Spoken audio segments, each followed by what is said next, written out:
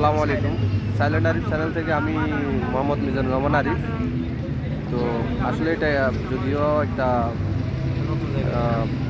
এটা কি বলে যে দুবাই হাবড়া, কিন্তু আলোচনার বিষয়টা হচ্ছে আমাদের সন্দ্বীপ নিয়ে।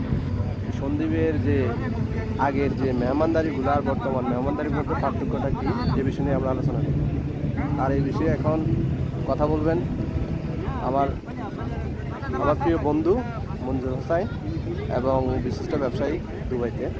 চলুন ওর থেকে জেনে নিই আগের মেহমানদারি আর বর্তমান মেহমানদারির মধ্যে পার্থক্য কী। হ্যাঁ মঞ্জুর ভাই, আসসালামু আলাইকুম। সবাইকে অসংখ্য ধন্যবাদ। আসলে মেহমানদারি বলতে আগের মেহমানদারি আর এখনকার মেহমানদারি তো অনেক তফাৎ। যেটা হচ্ছে যে কি, আগে একটা লোক যদি আপনার বাড়িতে আসতো, সে আপনার বাড়িতে আপনার ঘরে বেড়াতে আসছে, যেমন বাড়িতে যতগুলি ঘর আছে প্রত্যেকটা ঘর থেকে একজন না একদিন না একদিন একটা দাওয়াত দিত। হয়তো কেউ পিঠার দাওয়াত, চা নাস্তার দাওয়াত, রাতে ভাতের দাওয়াত, একটা না একটা দাওয়াতেই থাকতো একজন না একজন।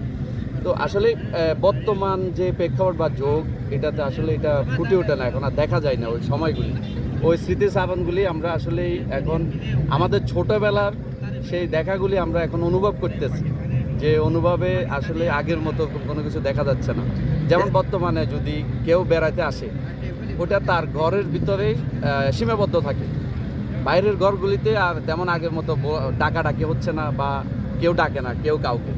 সে যার মেহমান তার বাড়িতে থাকে বা তার ঘরেই সীমাবদ্ধ থাকে। আচ্ছা, এটা মানে কেন মনে হইতেছে, আর এখন এই জিনিসটা কেন হইতেছে? এটা আসলে বর্তমান যুগের মন মানসিকতা আর আগের যুগের মন মানসিকতায় পার্থক্য। আগের মানুষগুলি খুব সাদাসিধে ছিল, আগের মানুষগুলি চিন্তাভাবনা খুব স্বচ্ছ ছিল।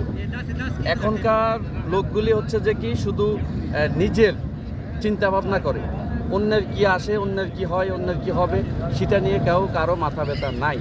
আর বেসিক্যালি এখনকার যুগে এই সমস্যার কারণে মানুষগুলি অনেক কিছু থেকে বঞ্চিত, অনেক কিছু থেকে মানুষগুলি আলাদা হয়ে যাচ্ছে, বিচ্ছিন্ন হয়ে যাচ্ছে।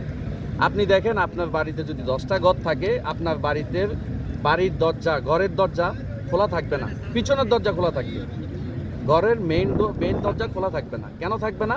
আপনার দরজায় হয়তো আরেক ঘরের লোক আসবে, সবার ফ্যামিলি নিয়ে পিছনের দরজা দিয়ে ওখানেই কাটাকুটা, ওখানেই রান্নাবাড়ি, ওখানেই গল্প গুজব করে। আগের আমরা ছোটোবেলায় দেখছি মা চাচিরা বা দাদিরা নানিরা এই ঘর থেকে ওই ঘরে যায়, দরজায় বসে কথা বলে, একজন আরেকজনের কুশল বিনিময় করে বা কথা জিজ্ঞেস করে। কিন্তু বর্তমানে এগুলি দেখা যাচ্ছে না। এটার মূল কারণ হচ্ছে যে মানুষের ভিতরে আত্মহিংসা, মানুষের ভিতরে নিজেকে নিজে শুধু প্রাধান্য দেওয়া, অন্যকে প্রাধান্য দেওয়া ভুলে গেছে। ওই কারণে এই অবস্থা। আচ্ছা ঠিক আছে, এখন এই বিষয়ে কথা বলবেন আমাদের শ্রদ্ধা বড় ভাই মোহাম্মদ ইয়াসিন, তাও সন্দ্বীপেরই একজন। ওনার বাড়ি হচ্ছে সেনা রোডের পাশে। ইয়াসিন ভাই, এই বিষয়ে আপনার কথাগুলো বলেন। আসসালামু আলাইকুম। আসলে সব কথা তো আমার বড় ভাই মঞ্জুর হোসেন বলে দিবে, আমি কি বলবো আর। আসলে উনি যেগুলো বলছে এগুলো সব সত্য কথা বলছে।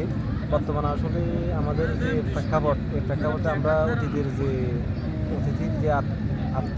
আতিথিয়তা এগুলো কিন্তু আমরা এখন আসলে সচরাচর দেখতে পাচ্ছি। এগুলো না দেখার পিছনে অনেকগুলো কারণ, মানুষের প্রতি মানুষের যে আন্তরিকতা, প্রতিহিংসা, এগুলো বেড়ে যাওয়ার কারণে আমাদের সব কিছু এখন ঘরের ভিতরে আবদ্ধ হয়ে গেছে।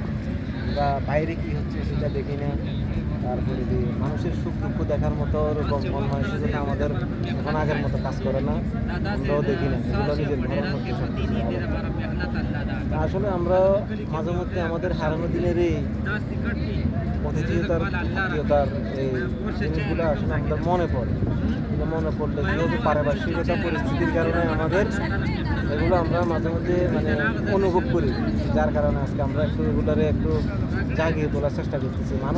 আমরা চাইতেছি আগের মতো মানুষের এই মন মানসিকতা যেন তৈরি হয়, ফিরে আসুক আবার আমাদের এই প্রত্যাশা। ওকে, ধন্যবাদ।